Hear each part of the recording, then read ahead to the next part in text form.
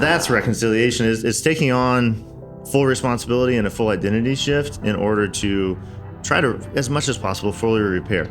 And then once I understand in some sense who I really am and the pain I've caused other people, because I can actually see it, then it's going and saying, will you forgive me? And when I reflect, I really think the number one thing I've done unconsciously, and now I do it much more consciously, is plug into community. That's so good, because when it comes to this is what happened to me, rather than the transformation of that narrative to this is what happened for me today. Yeah. Now I can create the life I love. Yeah.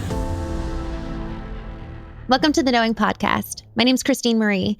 Each interview, each guest that comes here on the podcast is conducted Stephen King style, which means that I get to know them right along with you. There's no preset agenda. There's actually no real introduction of each guest. And the reason for this is that we withhold judgment. We withhold any kind of bias so that not only do we get to know them and remain curious about their story and what they have to offer us, but also we remain curious about ourselves. And by way of this podcast, we come to know not only our businesses, not only our relationships, but ultimately we come to know ourselves. Enjoy. Dustin Riechmann, thank you so much for joining me today. Yeah, it's my pleasure, Christene. Appreciate it. It's fun. We know mutual people. I just found out we both spoke at Traffic and Conversion this year. Well, now, by the time this comes out, it's going to be 2025. So we both spoke at Traffic and Conversion in January of 2024. The last Traffic and Conversion. The last one ever. Which was I was so surprised to see that email. But I'm excited. I know Perry Belter is doing a lot of events right now. He's got a lot coming. And actually, you were at an event just last week that I want to touch on a little bit. Front Row Dads. For dads, yeah. So this would probably be a great way to kind of introduce myself, because love it. Attending Front Row Dads is a very good reflection of sort of my values and the things I really care about at this stage of my life. So people are always like, what's Front Row Dads? I'm like, well, the tagline kind of says it all. They've got very good branding from that standpoint. And their tagline is, start being a businessman with a family. I'm sorry, I just messed it up. Great branding. Stop being a businessman with a family and start being a family man with a business. So this idea that you're a family man first, yes, and your business supports that, rather than taking on this identity all the time of business, which yes, I can tend to do. And I know a lot of entrepreneurs, male and female, can tend to do that. That's so good. Okay, so you have family. Tell us about your family first, and then we'll talk about your business. Of course. So I've been married 23 years Hot dog. To my high school sweetheart, Bethany. We have 3 kids. They're all teenagers at this point. So we have a 19-year-old son, a 17-year-old daughter who's a senior in high school, and a 14-year-old who's a freshman in high school. So we have fewer problems, I think, than we did when they were little, but they're bigger problems every day. So, anyone seen the video? I have some gray hair. I wear that with pride, because it's come through a lot of good times and a lot of tough times. Raising a family is hard, but it's also been super instrumental in making me the guy I am today. So, what is one thing you're most proud of about raising your kids? They're very empathetic people. Yeah, so even from little kids, my son's now serving in the military, and they're service oriented and they're very empathetic. So I think the thing they notice about people is seeing them for who they are and what they're dealing with. So of course they're teenagers. I'm sure they're judgmental and they assign labels, but I feel like we've done a really good job of helping them see people as people and being people of service. Wow. Okay. So what experience did you have? How did that become a formative value for you that you then have passed on to your kids? Wow. So I'm a big believer that a lot of our top values come from vacuums. So things that we've lacked, usually as a kid, but sometimes even through adulthood or through our career, depending on what you're talking about. And so I had a lot of vacuums. So I grew up, I love my parents, and I always have to preface it because it sounds pretty bad, but I grew up with a pretty rough childhood. So I grew up very impoverished. My dad was an alcoholic, worked very infrequently, very haphazardly. There's a lot of abuse. My mom was heavily abused, and I witnessed a lot of that. I have a half brother who was redheaded and was the redheaded stepchild, and he suffered a lot of abuse. I suffered some personal abuse. And so there's a lot of that. and there's a lot of isolation. So I kind of lived out in the middle of nowhere. I never really got to do youth sports. And so, because of that, I feel like I'm fueled by a lot of that as an adult, not since I've gotten a little more mature and be able to reflect on what that's done for me and not just what it did to me as a kid. I love community. I love people's stories. I love kind of being able to dig in and meet people where they are. And of course, I'm also a Christian. And so I really feel like I've developed a capacity to love people, even people. I love people quickly, I guess is one way to say that. And I feel like that has been transferred into our kids. And I don't know if that's, how much is nurture and nature and all those sort of things. But I think my wife is an angel. And so and she has a huge role in kind of bringing me out of this upbringing into this adult life. So we can unpack any of the above. But I feel like, when I reflect back on some of those things as a kid that I used to resent and I used to have a lot of pain from, I've actually drawn a lot of strength from it as a dad and as a husband of my own now. So I'm 45. It's kind of fun to reflect. My dad was much older than my mom. So he was actually 42 when I was born. Wow. So I started to think of like the dad I knew, like I didn't even really know him until he was like my age or older. Wow. And for me, that was, that was his whole existence. And so like here I am at 45 and, been at the dad game for a while. So yeah. Oh, and how talk about pride, like you're already halfway done when he was just getting started at this age. How cool is that? Yeah. Wow. Very grateful. Yes. Can you tell me about the experience? So kind of the before, the transformation, and then after. Obviously, we just talked about the after. You're now able to look back at the past and say, look at what it did for me. But prior to being able to say that, kind of what was that journey that you went through and that transformation? Yeah, of course, it's a lifelong transformation, but I would say the most formative time that transformation, be able to reflect back, is really my teenage into my young adulthood. As I mentioned, I married my high school sweetheart. So I started dating my wife when I was 16, and of course we had our trials and tribulations throughout the times. But I grew up with no faith life. I grew up with kind of a father figure in my step grandfather who helped me a lot. But I grew up without much stability, obviously, and so the kind of ironic part of our story, or my story, when it comes to marriage is my parents actually got divorced when I was 14, almost 15. And I was like so grateful for it. Honestly, I was like so happy they got divorced, because I always felt like there was this trap on my mom and like, Oh, I can only imagine being like, you probably had the protective instinct. Yes, I was starting to get old enough to act on it a little bit and start to feel a little more like protective of my mom and be able to stand up to my dad. And so the tension got really, really bad. And my dad ultimately got arrested and there was guns involved. Wow, and so, Dustin. and I was there for all of that. I was right in the center of it. And so when that happened, and it was kind of the final straw, and she's like, you know what, I'm gonna leave him. That was actually, I remember, it was a very joyous time, as odd as that may sound to some people, because I felt like we were free for the first time. Wow. And so then I lived with my mom, single mom, and me, kind of growing up, for most of my high school years.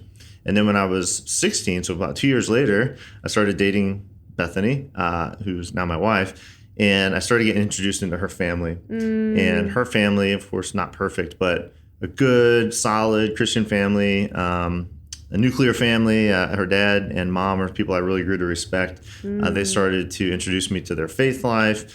And so over the course of the end of high school and starting into college and engineering school, when I was 20, I chose to be baptized. Wow. And so my wife, at that time my fiance, was my sponsor, right? So and I think the reason I chose that was through a lot of self-study and self-reflection and sort of intuition, but also I had this example of her family. And so her family was so instrumental in showing me an alternative. So when I'm 20, I get baptized, I join the church, my wife's standing there with me and sponsor me through that experience. And then right before I turned 21, I get a phone call from my mom, and I knew they had been reconciling. She says, "Me and your dad are getting remarried." So chills. Oh my. And it was a great thing, because through the really deep, dramatic, event that kind of precipitated them getting divorced, he finally got sober for the first time in his life. And so he had went through this journey, and I had been visiting him and reconciling him as a young adult, and And so again, it wasn't like a total shock. It was a bit of a shock that there was actually, that they were this far along in this, because I'd been away at college for like 3 years, so and I didn't get home much.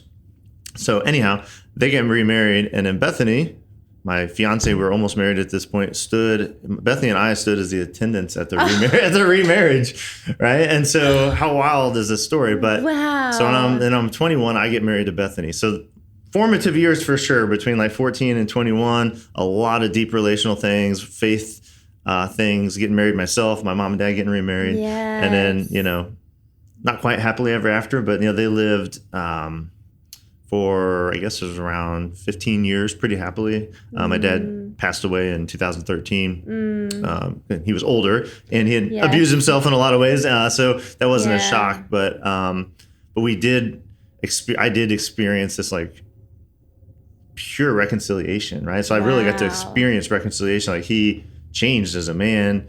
He really changed how he showed up. He became a great grandfather to my kids. He went through a lot of health issues and dementia and surgeries and things like that. So it was a tough final few years, but when he passed away, there was a ton of peace and mutual respect that I'm so grateful for, because it could have ended so much differently. But yeah. Wow. So just a little bit of drama in those early years. Well, I want to learn more about reconciliation. I love that you said reconciliation. A lot of people talk about forgiveness. Yes. How do you define reconciliation? What does that mean to you? Yeah. So I feel like so forgiveness is, I forgive you, and like, let's forgive and forget sort of thing. Reconciliation to me is that, and reparation, meaning there's like a repairing, right? So like, not only am I sorry for what I did to you and you acknowledge that and forgive me, but I have penance, or I have reparation. Like I do acts of service to repair the damage I've caused as much as I can, right? Some of these things are unrepairable, but like in my dad's example, that would, mean it's not just saying, sorry, I, beat you up and we got divorced, but changing his life and getting the help he needed. And he had tons of, as you could imagine, he had tons and tons and tons of trauma growing up that led to a lot of these issues. And so him addressing that, as an older guy, and be able to go back and then tell me he's sorry, and tell my grandkids he's sorry for the things he did to my mom. And so that's reconciliation, is taking on full responsibility and a full identity shift in order to try to, as much as possible, fully repair as humans and with God. So like to me, as a person of faith, that reconciliation is most, is this human to human repairing and forgiveness and things, but it's also kind of getting right with God in a sense of, asking for that strength and being able to have the vulnerability and humility to know that I can't do it on my own, and I've got to turn to God, and only God can truly reconcile me and my soul and my relationship. So it's a deep question, but that's the best I can articulate it, I think. Well, this is okay. So reconciliation, from the way that I'm kind of hearing you, because I've always thought of reconciliation as something you're doing, it's like an act between two people. But from what it sounds like, it's that reconciliation first begins with us, almost like returning to God, to our and I want to figure out how to say this. Have you ever heard of Richard Rohr? I know the name, but I won't pretend to know. He's a Franciscan priest, and I read his book. But the one that I wanted to reference was The Immortal Diamond. And it's effectively, it gives this kind of picture of like the false self and the true self, and like who we were created and designed to be, versus this false self that we put on. And I almost wonder if, taking that analogy, the reconciliation is with our true self, like returning back to who we were created to be in the first place. And with God, to your point, I actually think that in so doing, we encounter God, because his spirit is in us. He's alive in us. Yes. And so, I almost wonder if before we can even begin reconciliation with another person, we must first do away with and shed and lay off that false self in order to then even be able to bring our true self forward. Yeah. So like what your dad had to go through to reconcile his own self with his own past and with God, and then be able to present himself as a new person, a new creation to his family. And even ask will you have me back? You know, Right. because there's no way he could assume you guys would accept that. I think that's a good distinction is, you know, I think any of us could sort of put on a facade and go back to a person and say, hey, sorry, I hurt you. I've really changed. Will you forgive me? And they say, sure. That, you know, is a thing, and that's forgiveness, and that has worth. But to me, and I'm not a theologian, but to me, like the distinction there is like reconciliation is first and foremost like an internal change, right? It's internal and internal for me, and I think the experience my dad went through is through God, right? So it's like seeking through God forgiveness for myself and cleansing of my own sort of sins and pain and the things that have caused me to show up in this false way. Yes. And then once I like understand in some sense like who I really am and the pain I've caused other people because I can actually see it, then it's going and saying, will you forgive me? And like, but it's a deeper forgiveness because it's like, I'm a different person and I'm sorry for the pain I caused and the pain I was in to you. And if you will take me, like I'm working on this. And so I think it's both triangular in the sense that it's with God and with the person. And I think it's also very deep as an internal experience in order to enable someone to seek reconciliation with other people. So. I love that. I really, really love the concept that essentially, and this, we might have different kind of theological beliefs here, but if we really do believe that we were made in the image of God, then returning back to who he created us to be, then there's not this damn and shame over, oh, everyone is just fundamentally at the core evil. No, everyone fundamentally is an image bearer. Yeah. Right. And so if we are to shed off the false, it really is returning to this beautiful, unique stasis of like, man, look at how beautiful and wonderful I am. And so when the false self comes on, there's that is accompanied by fundamentally shame and the need to cover up. Yes. Right. The need to put on something to protect us because we actually don't really understand who we are in the first place. And so this whole concept of knowing self, it's returning and coming back to coming home. Yeah. Who we were made to be in the first place. So tell me about your experience with that concept of like coming home and your own reconciliation, right? Because in order for you to receive, like, so your dad did his work, but you had to have done your work to be able to receive and forgive him, right? Yes. Because he's coming to you for forgiveness. But what work did you need to do in order to give the forgiveness and also be reconciled in and of yourself so that you could still forgive regardless of his action or inaction? Yeah, wow. Deep question. So ironically, maybe not coincidentally, so I was at the Front Row Dads event. So I'll preface this by saying, you know, over the years, you know, that father's wound is very prevalent in my story. It's like, of course, I have wounds from my father, you know, and which is it's just something most people have is some wound from their parents, right? Mine was pretty obvious and profound. Yes.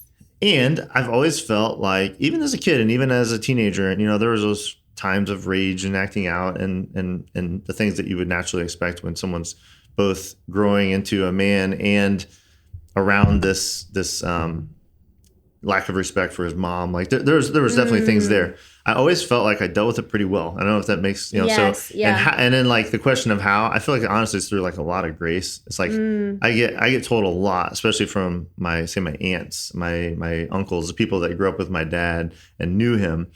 There was like, you're a miracle. Like, I don't know how you didn't end up as screwed up as, and they'll say we are. Like they feel like they all kind of took this on from their own multi-generational trauma and poverty and stuff. But my dad was like the largest expression as the oldest of them. He was the beacon. He was the beacon. Yeah, he was like the ultimate example. So yeah, I don't know. So I think a lot of it is through grace and through having other people in my life to be able to rely on.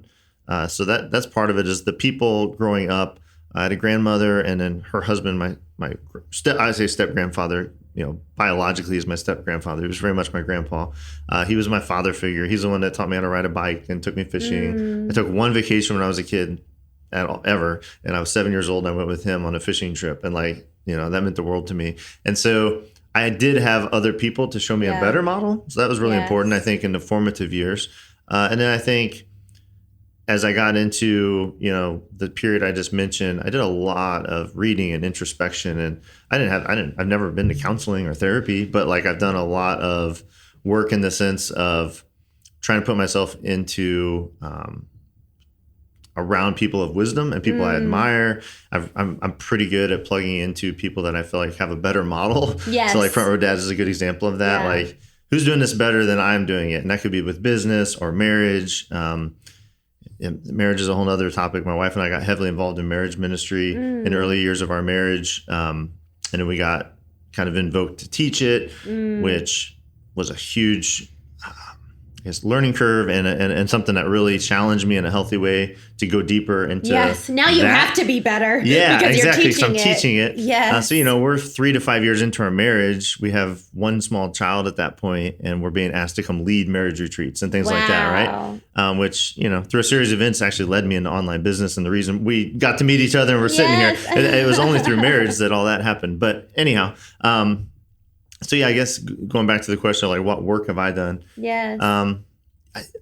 When I reflect, I really think the number one thing I've done unconsciously, and now I do it much more consciously, is plug into community. And I don't know, again, maybe that vacuum in my childhood of isolation, of feeling like I'm the only one who's ever experienced this. I don't get to do the things the kids at school get to do. I shouldn't have to like leave my house at 2 a.m. when my dad gets home when I'm 6. Like I should, and like feeling this, what started as a victim mentality of like turning that in a community sense of saying, because I experienced that, I can be a gift to other people. And like, I have so much to learn from other people who had a different experience. And so something I've realized in reflection, and now I do very proactively in my own business and things like Front Row Dads, is I'm very eager to form, facilitate, and like plug into community. Yeah. So I think community is like my source. Okay. And community could be in small faith groups, my church, volunteer work, things like Front Row Dads. The way I deliver my business programs are largely in communities and mastermind groups. Even getting into college, I got the scholarship that allowed me to go to college. It put me into this community of this like kind of scholarship community, which completely changed my life, and it allowed, and like all the people that are in my wedding were from this community. Wow. Like, I start to reflect, I'm like, all the best things that have happened to me are because I was able to get into a community. Wow. And I think, again, that's probably in no small part because I lacked so much community growing up. Right. And so, yeah, I think community is probably like the big theme of my life that I've realized as an adult. And like every time I get involved into some community, it's like, wow, only good things have ever come out of it for me. Yes. So, yeah. Okay. And you said initially that values come from vacuums. Yeah. So I think that begs a really good question, even just for us to consider. Like, what are my values? Let's look at the vacuums in our childhood. Yeah. And then how does that manifest today? Yes. I think that's really good homework for, walking away from this podcast. What are my conscious values now, but what are some subconscious ones that have roots to the past? And I think one of the best ways that we identify our values, in addition to, so look at the vacuums, also look at what makes you so angry. Yeah. Like, there's probably a hidden value there that probably also is tied to the past. Absolutely. Gosh, that's why it's so important that we do the work. Yes. To know and uncover and kind of trace the roots, and go all the way back to the very genesis, because otherwise it catches us by surprise. It is subconscious. And then when we haven't resolved the pain of the past, our lack in that vacuum is going to show up today in the present. Yes. And it's probably going to catch us by surprise by way of like, this is such a small moment, but the deep pain I feel over the lack of community means that when I wasn't, we're doing pickup basketball with all these guys and I'm not selected or whatever, it's like, oh, that's so embarrassing. And like, you're like feeling shame because then that part of me that is triggered and wounded, I haven't resolved and tended to. I'm that lonely little boy. And then that lonely little boy is all of a sudden standing there naked. So we got to quickly put on our false self to protect us and armor up. Gosh, that's so powerful. That's so good. Literally last week in our mastermind group, while I was in Austin at the Front Row Dads, so I gave this exercise and someone else led it. But when I was watching the recording, I'm like, this is so cool. Basically, we just had, it was a lot. It was like, say, 180 words. And we just gave people a very strict amount. So if anyone's listening, they're like, I want to understand my values. This was really powerful. I'm happy to share this with you folks. Please. But it's just like a list of potential values, right? Okay. And it's sort of like, without thinking too hard, go through here, and the ones that really speak to you, circle, right? And you might end up with 20. And then you go back a little more critically and be like, if I only had to choose 10, which of these mean the most to me, right? And kind of get people down to like 5 core values that they feel personally.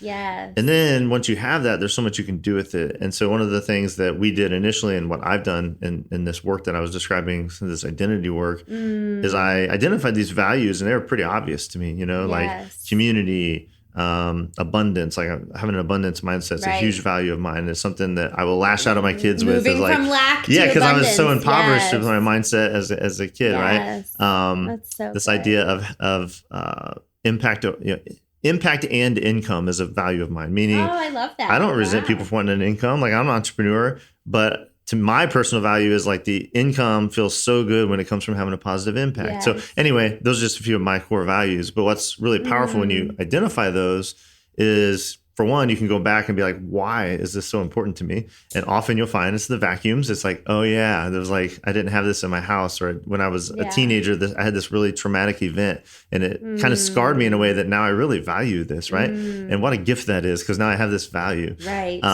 Right. But then you can use it in so many ways. Like when we hire people now in my business, like the very first thing on the job description is our core values of the business. And it's like, hey, if you don't like, if this doesn't resonate with you in some way, or if this really does, like you have an opposite reaction, like you're offended by these or something, like you really shouldn't apply. Because like this is our culture. And so when you know your values, you can name them and you can own them. Like it opens up so much power, but personally, in your relationships with your business. So anyway, I highly recommend people explore that, I love their that. values and where they come from. So. Would you be willing, if we got that PDF and we could put it on the show notes? Thank you. 1,000%. Yeah, I'd love to share that with you. That would be great. What a good exercise. That's so good, because when it comes to this is what happened to me, rather than the transformation of that narrative to this is what happened for me today. Now I can create the life I love.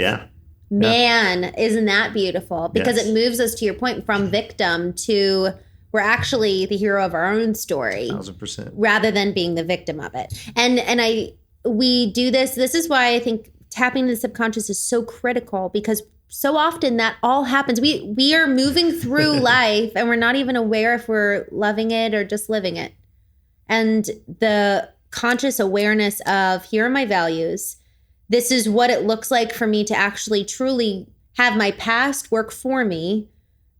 Now I get to create something. So now we move from this place of being reactive to being proactive and intentionally creating. Because when you're kids, man, it's so hard to have autonomy as a child, much less so if you've got a traumatic existence, my gosh. So as you've gone about creating a life you love, you've got these values.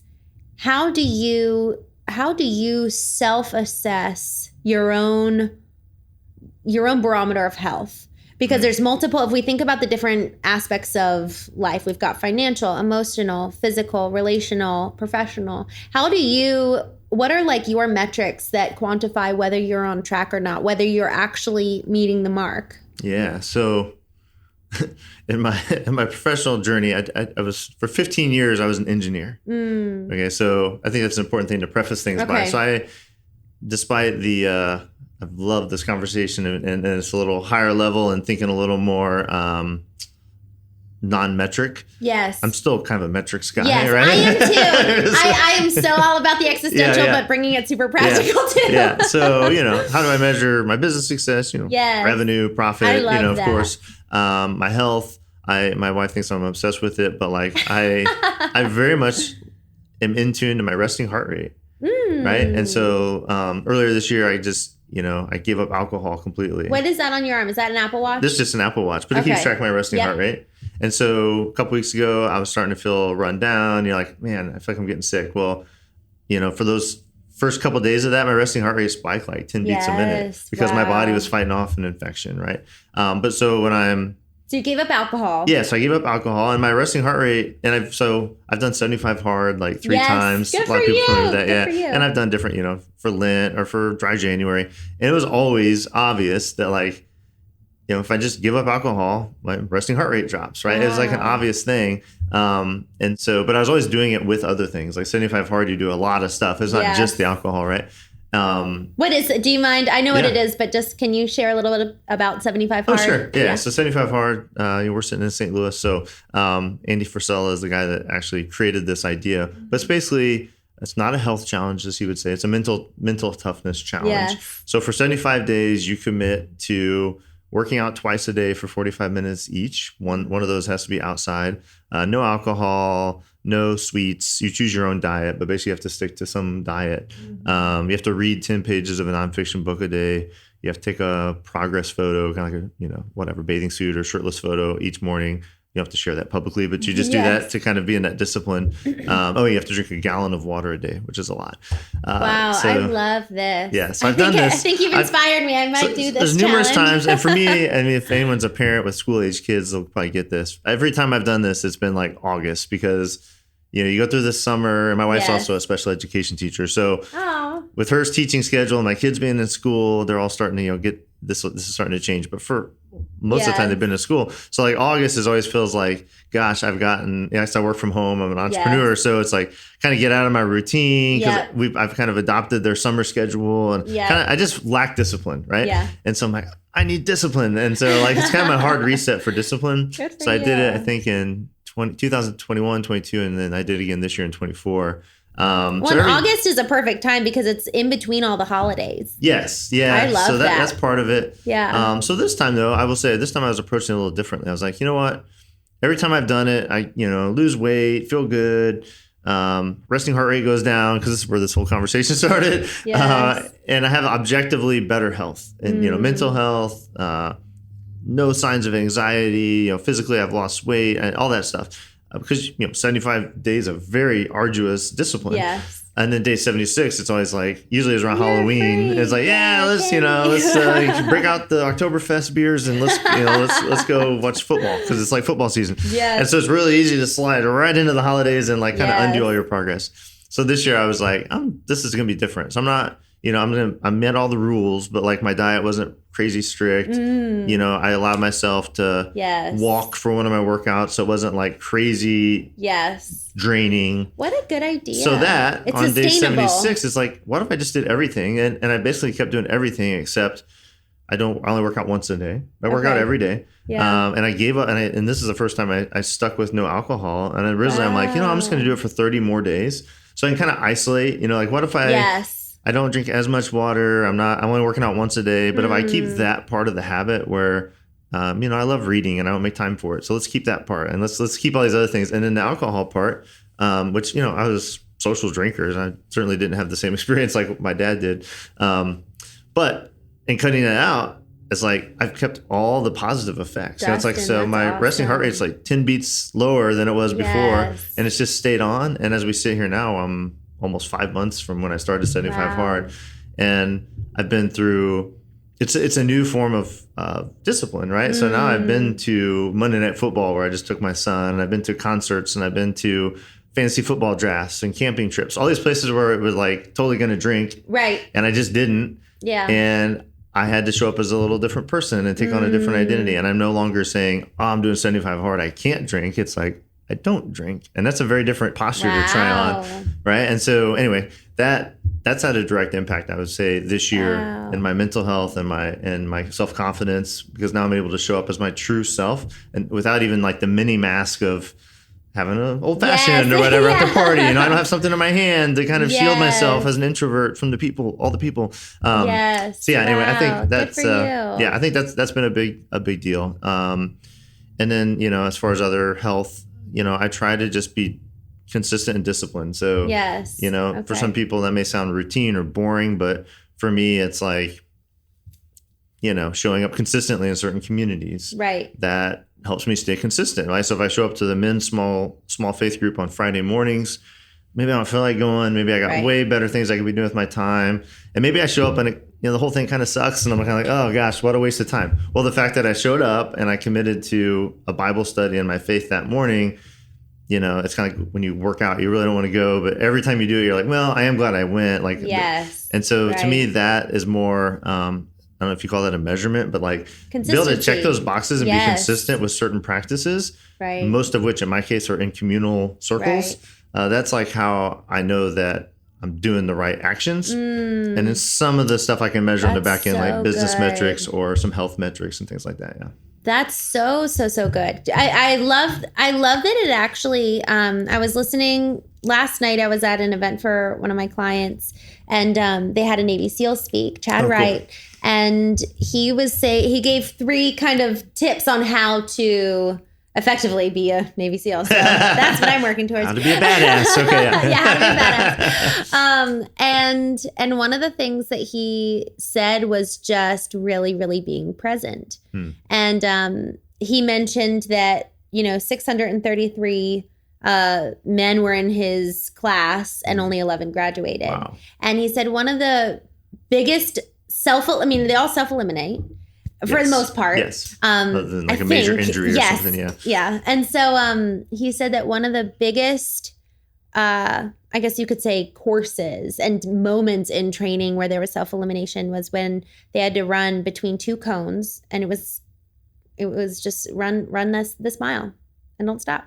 And we're going to tell you when to stop. And he said that, just man after man dropped, and you could run at your own pace. It's just don't stop running, And I think, of course, it was probably like 24 hours. But what he said that, and he also does these now ultra marathons where they're running 100 miles. And he was really emphasizing training the mind and getting the mind under control. Because if you just focus on, it's just the next step. Mm-hmm. It's just the next step, rather than I have to run for potentially 24 hours and I'm not going to be able to make that. And then you start hyping up this story rather than, here in this moment, it's just this next step. And so I love that you were intentional to create your 75 hard in such a manner that it was sustainable for after. Like it was, I'm going to go for a walk. I'm going to do, like, it's almost like the next right thing. Yeah. Rather than creating this huge, amazing,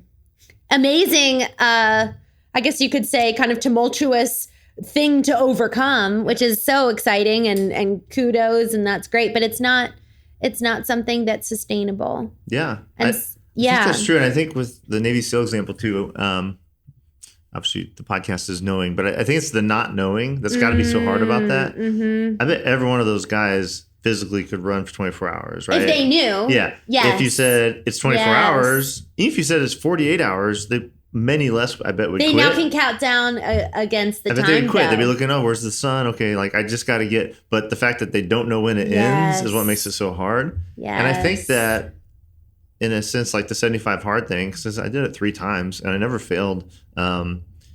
It's like even I got sick during it and all that stuff happens, right? But it's like, well, it's 24 more days or whatever, Yes. And you've really developed this mindset of like, I just got 3 more tasks today. Yes. Tomorrow I'll decide if I'm going to keep going, but I'm not quitting today, right? As long as you don't quit today, you're going to keep succeeding.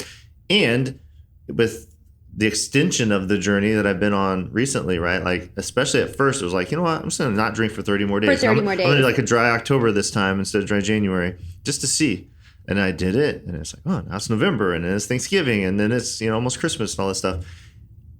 And so there was some point, it wasn't conscious, but there was some point where my mindset went from knowing the end date of when, to like, I think this is forever, but it doesn't need to be either, and it's kind of, I think that would be part of that Navy SEAL mindset of being able to sustain a practice or a discipline, not knowing when it's going to, if or when it's going to end. It's like a whole different kind of challenge. And it's totally mental. Like, it's totally for me to do it today is no harder than yesterday. And to do it tomorrow is no harder than today. But to never know when it's going to end, I think is really, really, really important. So. This is so interesting. Why do you think that is? Why do we need to know? Talking about knowing. Yeah. Why do we need to know? What do you think it is about? I mean, if we think about perhaps the very genesis of the desire to know. Yeah. Like I actually have a tree that represents knowing, and it's a little bit of a nod to the biblical story of the Garden of Eden. Yeah. I think we're wired to want to know, right? Like that original temptation was, I need to know. Like I need to know what happens? Well, why doesn't he want me to touch this tree? Yes. What would happen if I did eat it? Yes. You know, and like maybe the serpent thing is, maybe they know something I don't. And I think we all go through that temptation of this is like sort of need for control and certainty. And I think for me, it's probably like a sense of control is the thing that makes me want to crave knowing. And, you know, I keep saying and, but like I feel like on the other side of that, and this more recent journey that I've had, ironically, by giving up the control of knowing if or when I'm going to drink again, as an example, there's lots of other examples for my business and my life. But if I give up the control of trying to know the outcome or trying to control the outcome, it's actually means I have so much more self-control. Does that make sense? Right? Like, so the fact that I'm not setting a deadline for, say, relationship building or a faith practice or a membership in a community or alcohol consumption or whatever it is, my nature as a controlling engineer type A is to be able to set a date, set a goal. Like my number one strengths finder is achiever, right? Like I want to know if I did it or not. And so when I've got to the point with certain practices where I don't need to measure them, I don't need to know the end date. I feel like that's when I felt the most at peace and so much self-control, because like I've given up the need to control certain situations. I feel like that's where I've gotten much better over the decades as a husband and a father. You know, still of course I have my moments, but I've gotten more mature in the sense that like to me it's like God is in control of this. Like there's a lot of stuff, you know, you mentioned Navy SEALs. So our son spent most of this year in Army training. Okay. And he's in the National Guard. He's actually at a National Guard thing right now for a drill weekend. And he may be deployed next year. Wow. And we don't know. And he doesn't know.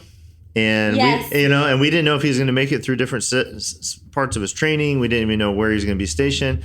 And as a parent, that's really, really hard, right? Because it's someone, you know, we live in an age where all our kids have Life 360 and we have GPS. Like we pretty much know what's going on. Yeah. And like it was, as he's the oldest, right? So this year has been really formative for me as a dad. And like, I just don't know. And like, I don't control it, you know, and he doesn't control it. And so at some point you have to kind of let go and let God, to sound a little cliche, and realize that I'm not meant to control everything, right? Yes. So, Yes. Well, and you know what's interesting is knowing the future, even knowing the past. You know, I think that it's so important to vision so that we can create the life that we want and like step into it. I agree. And I believe it is important to know the past so that it doesn't catch us by surprise. However, to your point, I love this. The letting go and ultimately mastering true presence right here, right now is the ability to, it's almost like the past and the future, neither one has a hold over me. Yeah. I intentionally move into either one to serve me today, but they're not these claws and chains over us that are holding us bondage. Actually, in freedom, I intentionally vision for the future. In freedom, I look at the past. And I think it is the ability to hold the knowing and not knowing. And depending on what is possible, then we step in or even step out and but it's the presence right here, right now. Because the past it's not happening. The future isn't happening. We only have right here in this moment sitting with you. Right. And so the ability to exist in a full present state of mind, it almost releases knowing it all. Because to look at the past or the future, either way, it takes us out of the present. Right. And that's okay. However, am I intentionally stepping out of the present moment? Am I existing intentionally in this present moment? So I wonder if presence itself is perhaps the antidote to truly living self-controlled. Yeah, that's beautiful. Yeah, I've never thought of it that way. As far as, certainly I've done reflection, you know, like it's the end of the year, we're looking at business and saying, hey, what happened this year? What were all the great things that happened? What are some of the things that felt like setbacks? And of course, we're setting goals for next year. I think that's all healthy. But ultimately, all I control is what I'm doing right now, right? So, right here. Yeah, because who knows, you know, I hope not. Maybe I'll get hit by a bus or whatever. Like, I don't control anything that's going to happen from this point forward. But I do think it's healthy, like you said, to vision and anticipate. And I love goal setting. And I think that me too. Being intentional about that, because you can certainly influence a lot of those things. But ultimately, you got to realize you don't have control in the outcome. Like you can have your intention and you can do your part, but ultimately you don't control the outcome of kind of anything, right? So, and we control the ability to look at it and make it work for us. Yeah. That's the beauty, and that's the power, is we have full autonomy to make anything be in our favor. Yeah. If we so choose. Yeah. But it is a sacrifice in one sense, because we have to move out of the victim mindset. And victim mindset serves us in certain ways. Yeah, it does, yeah. You know, it can sometimes elicit a fawning and the care that maybe we do need that, you know. But, you know, I just think that that's a really interesting concept of basically, are we willing to move away from victimhood to take full autonomy and full responsibility for our own selves? And one question that I wanted to ask you, when it comes to just this concept of letting go and not needing to know, when it comes to forgiveness, you know, when it just doesn't make sense why someone does what they do, and it is so deeply painful and has scarred us, and you know, maybe there are literally physical consequences. How have you gone about looking at forgiveness in that vein and in that light, the letting go, and perhaps is letting go more so a part of the reconciliation work with our own selves and with God? Yeah, I mean, I think it is. Again, I would really careful in this sense of not projecting my own experience on anyone else, right? Like people have been through way more trauma than I have, and they have been through trauma with, I kind of use air quotes, without the happy ending or whatever, like, you know. So I've been through a lot and had a lot of really interesting experiences, as we've described, with my own childhood, my dad and stuff. So I can only speak from my own experience. So again, I don't want anyone to be like, well, easy for him to say sort of thing, right? If they've been through some really deep trauma and someone, they didn't have any reconciliation from it and they're really wounded, they should seek that help, that professional help to do that. But from my own experience, I guess at some point I realized, it was a very discreet moment. I was actually at a marriage retreat that my wife and I were leading, ironically, and felt very ill-equipped to do so. And we were literally at this, it was like this weird cathartic experience. It was one of the first times I felt like I leaned in a little more into like a woo-woo thing, you know, kind of grew up very practically minded and engineering and all that stuff. But we were in this evening, cold air, and they had us write like sort of some wound that we really had a hard time giving up or letting go of, I guess you could say.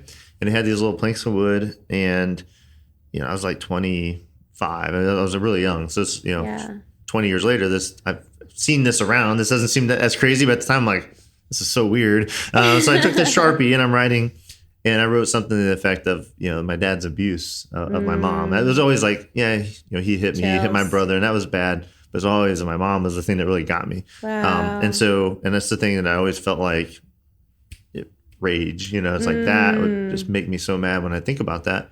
And so I wrote that down. I wrote something to the effect of like my dad's abuse of my mom as a wound that I've been carrying and I don't know how to let go of. Yes. Right. And so, and then this was a religious setting, and the priest or deacon, whoever was there, talked about reconciliation, and it was deep, and it was sort of this meditative thing, and our eyes were closed, and holding my wife's hand, and she had her own plank of wood, and we didn't have to show anyone what was on there.